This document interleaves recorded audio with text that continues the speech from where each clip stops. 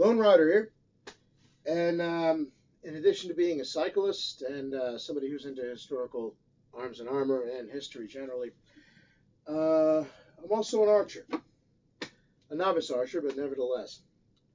And I've made a couple of bows over the years. I've made some PVC bows. I've made a long bow. I made a flat bow, and I recently tried making another one, and it started to come out pretty good. I got the handle contoured fairly well. Some nice, steps down there.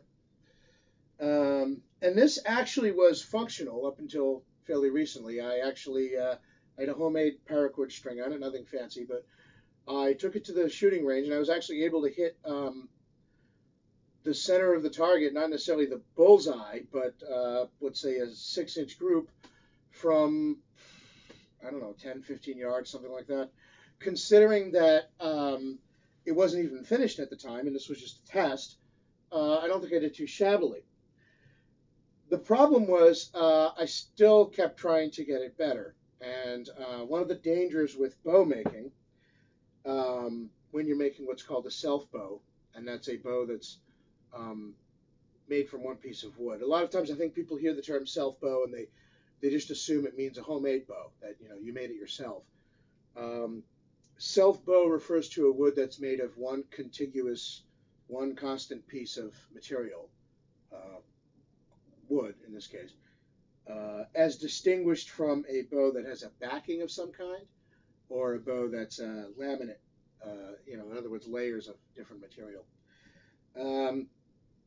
And in some ways, self bows are the easiest kind of bows to make, and in some ways, they're a little more difficult. All the self bows I've ever made have been made out of hickory.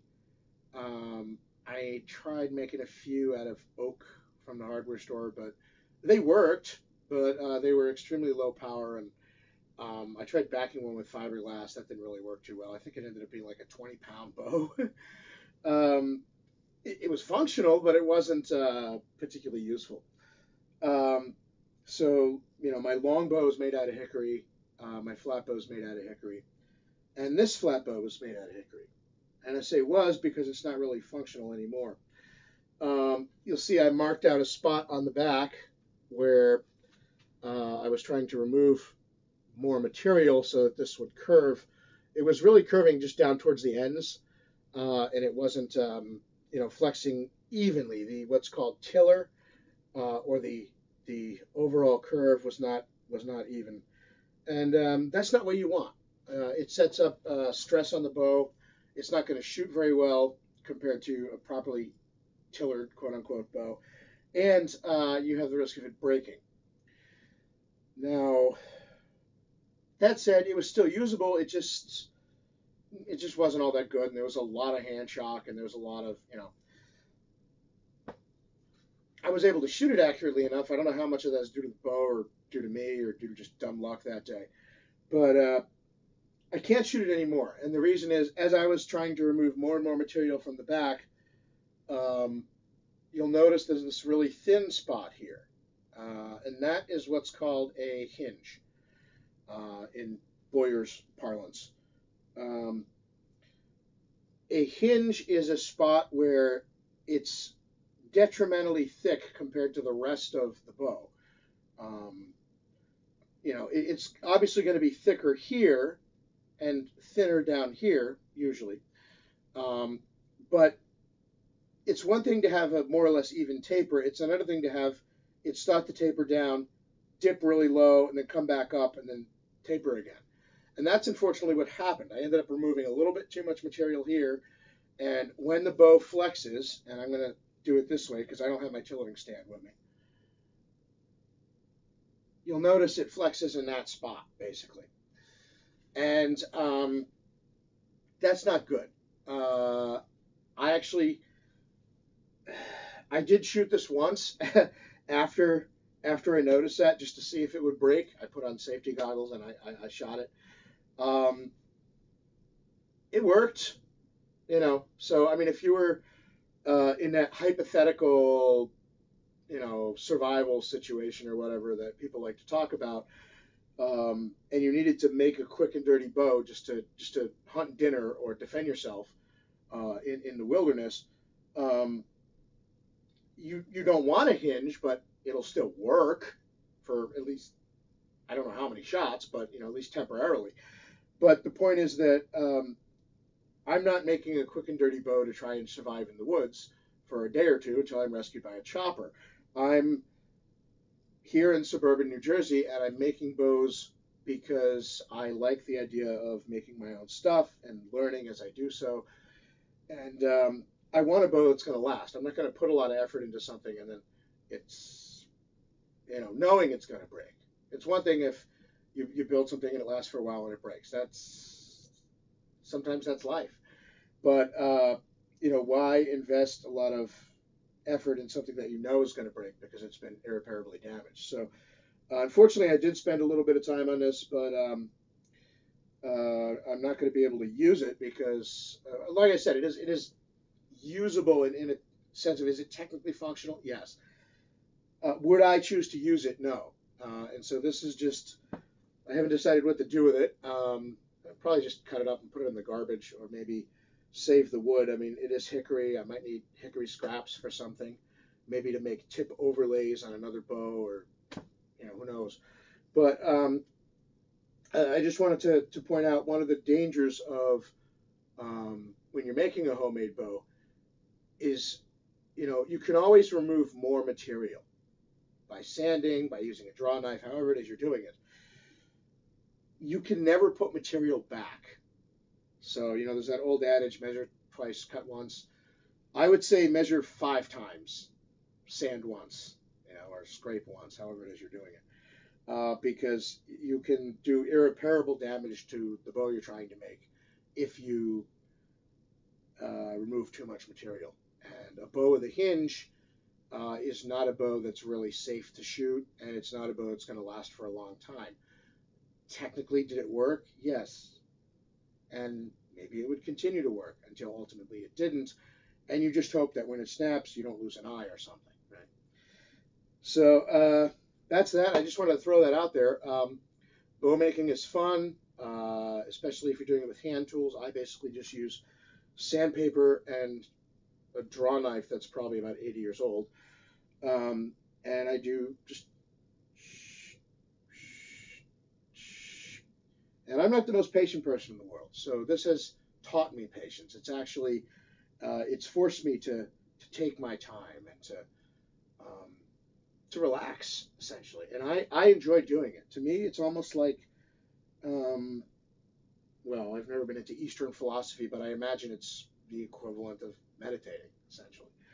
I have an old, it's kind of weird. We live in the modern times when we have, CD players and MP3s. And usually what I do is I have an old transistor radio on the shelf there that I picked up on cleanup week. Somebody was throwing it away. And it's in a little, vinyl case. And it's hanging on a bookshelf next to my workbench. And I turn that on, usually to a station that's playing oldies. And I just sand and scrape away, and it's relaxing, and it's particularly cool when you're done and you get a functional bow and you're like, wow, I made this and it shoots, and I can put, and I've gone to the shooting range. I'm not particularly good at archery, but I do enjoy it, and I've gone to the shooting range and with a homemade bow, and there have been people there shooting, compounds or expensive store-bought recurves with, stabilizers and stuff. And yeah, I mean, I remember I was there one time. This guy had this big Olympic target bow, and I was there with my other flat bow, so kind of like this, except a little shorter, and without the hinge. And yeah, I was putting most of my targets in the yellow and most of my arrows in the yellow. And I remember he was just kind of looking at me like, this guy's got like a stick and a string, and he's shooting it. And it felt good, to know that I was using something that I had made myself. Now, that said, obviously a store-bought bow probably would have performed better. But that's not really the point, is it? I mean, people doing traditional archery or do-it-yourself stuff, a lot of times the whole point is to have something that you made yourself.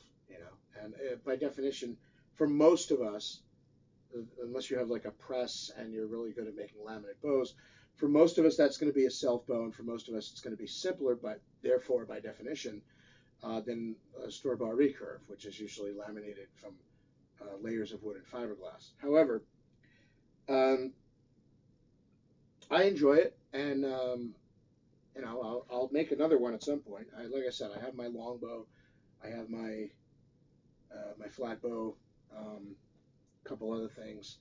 Obviously, I have my store bought recurve. I have my vintage Browning bow, which is, you know, a shorter recurve one piece. Um, but this bow is either destined to be a wall decoration or, you know, cut up into pieces of wood to be used for other projects, because essentially that hinge, you know, that will cause it to fail eventually. So, uh, yeah, bow making is really fun, and if you're even, you know, of moderate skills with tools, you should consider giving it a try if you're into archery. Um, but you know, it's not easy. I mean, I when I made my longbow, that was the first one I made, and I started with, I think, I don't remember how many staves, but basically I ruined at least two before I got one that worked. And a lot of times, you know, that's part of the learning experience.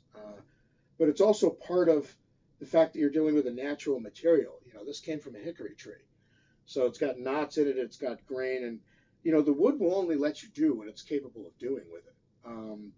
Sometimes there's just, you know, I've gotten pieces of wood where, you know, I think I can get maybe three bow staves out of one piece of wood, and the truth is, the way the grain is, I might have to throw all of it away or use it for something else, and maybe there's only just a narrow strip that I can use to maybe make one bow stave, and the rest is essentially wasted.